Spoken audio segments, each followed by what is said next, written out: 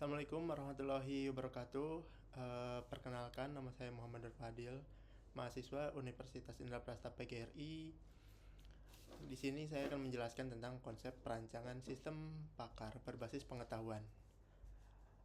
Sebagai tugas sistem mata kuliah sistem berbasis pengetahuan, di materi ini disusun oleh kelompok 11Y7B dengan anggotanya yang pertama Bari Azhari, Muhammad Raka Pratama, Raihan Muhammad Rabani, dan saya sendiri Muhammad Nur Fadil. Di sini saya akan menjelaskan bagaimana perancangan sistem pakar berbasis pengetahuan. Oke, mari pertama-tama apa itu sistem pakar? Sederhananya adalah sistem yang meniru kemampuan pengambilan keputusan seorang pakar. Lalu kemudian, apa kegunaannya? Kegunaannya adalah untuk membantu menyelesaikan masalah tertentu dengan basis pengetahuan, fakta, dan aturan. Jadi untuk kegunaan dari sistem pakar ini itu bergantung dengan pengetahuan apa yang lagi akan dibuat. Untuk pengetahuannya sendiri itu bisa jadi di bidang kedokteran ataupun keuangan. Nah, apa sih yang membentuk sebuah sistem pakar ini? Di sini saya mempunyai diagram. Di sini dijelaskan ada 7 komponen yang menjadi komponen pembentuk sebuah sistem pakar. Yang pertama adalah knowledge base atau rules, yaitu merupakan basis pengetahuannya dalam bentuk if then. Yang kedua adalah inference engine. Dia ini berfungsi sebagai untuk mengevaluasi fakta dan aturan untuk menentukan keputusan. Kemudian ada working memory. Ini bertujuan untuk menyimpan fakta yang dihasilkan inference engine. Kemudian yang keempat ada explanation facility. Ini berfungsi untuk penjelasan terhadap keputusan. Kemudian knowledge acquisition facility. Di sini adalah proses untuk memasukkan dan memperbarui pengetahuan. Kemudian yang terakhir, yang ketujuh adalah user interface. Ini untuk mekanisme interaksi antara user dan sistem. Nah, di sini tuh saling berhubungan antara bagaimana knowledge base-nya, terus kemudian fakta-fakta yang adanya yang didapat dari user, kemudian nanti diolah sedemikian rupa untuk mendapatkan hasil keputusan. Nah, kemudian dalam inference engine tuh bagaimana sih cara proses kerjanya? Nah, pertama di sini ada input data, yaitu pengguna memasukkan datanya terlebih dahulu.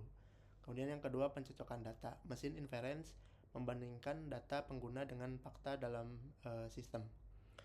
Kemudian yang ketiga itu penarikan kesimpulan. Mesin inference menarik kesimpulan atau solusi berdasarkan aturan dan fakta yang ada. Kemudian yang keempat itu adalah output. Itu sistem memberikan hasil kepada pengguna.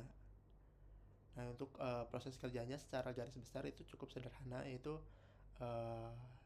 input, proses, dan output. Namun di sini ada dalam prosesnya itu terbagi ke dalam dua bagian, yaitu pencocokan fakta dan penarikan kesimpulan. Nah, kemudian bagaimana kalau kita mau membuat perancangan sebuah sistem pakar? Yaitu pertama, identifikasi masalah, menentukan masalah yang ingin diselesaikan. Nah, kemudian pengumpulan pengetahuan. Ini untuk mendapatkan pengetahuan dari para pakar pada domain ilmu pengetahuan tersebut.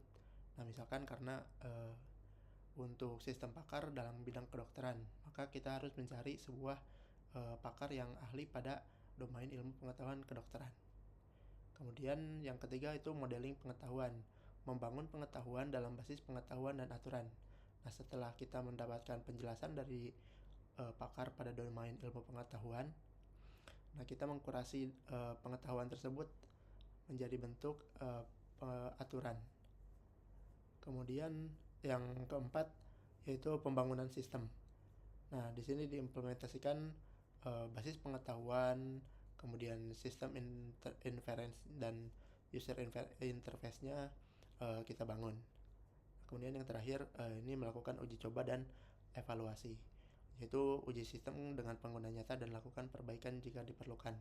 Nah, di sini sangat penting untuk melakukan uji coba dan evaluasi karena menentukan bagaimana apakah sistem yang sudah kita bangun itu sesuai dengan pengetahuan dari pakar tersebut dan akurasinya bagaimana. Itu jika misalkan hasilnya kurang bagus, misalkan seperti untuk bidang kedokteran, jika salah diagnosa dan salah memberikan obat itu bisa tidak mungkin bahwa ada hal-hal yang uh, tidak diinginkan terjadi. Nah, kemudian dalam pembangunan sistem pakar ini tuh apa sih kelebihan dan kekurangannya? Di sini saya mengumpulkan sedikit kelebihan dan kekurangannya. Nah, di sini di kelebihannya saya simpan 3 poin. Yang pertama, meningkatkan ketersediaan.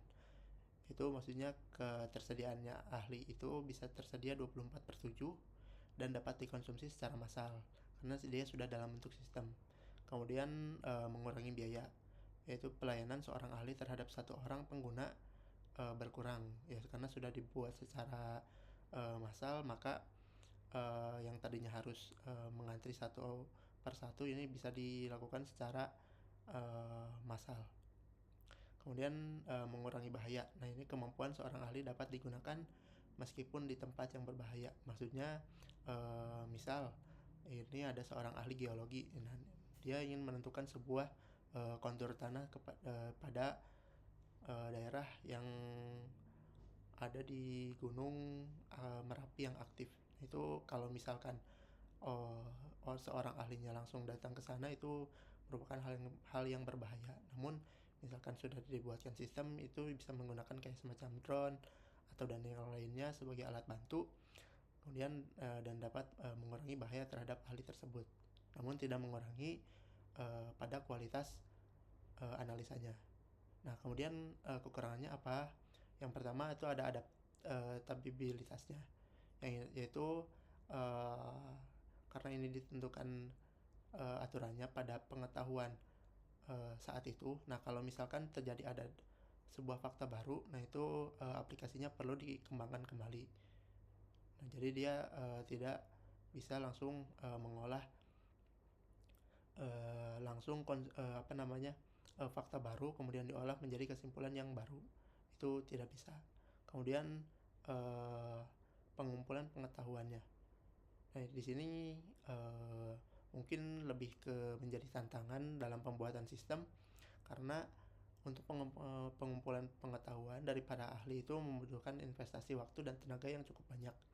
Itu karena para ahli tersebut juga mempunyai sebuah agenda tersendiri dan juga mungkin untuk sistem yang sangat kompleks itu tidak untuk aturan sebuah analisanya itu tidak sedikit. Nah, lalu bagaimana contoh penerapan sebuah sistem pakar? Nah, di sini saya punya 2 contoh. Yang pertama untuk diagnosa medis, yaitu sistem pakar yang digunakan pada ilmu kedokteran untuk diagnosa medis pada pasien. Kemudian yang kedua yaitu manajemen risiko, sistem pakar pada ilmu keuangan untuk menentukan keputusan terhadap manajemen risiko sebuah perusahaan.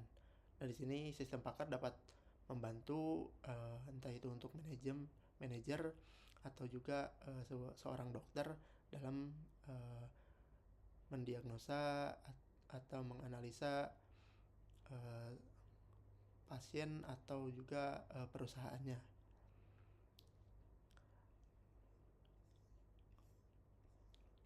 Nah, dari saya untuk penjelasan terhadap perancangan sistem pakar berbasis pengetahuan seperti itu. Mohon maaf apabila ada salah kata dan kekurangan. Saya Muhammad Nur Fadil. Assalamualaikum warahmatullahi wabarakatuh.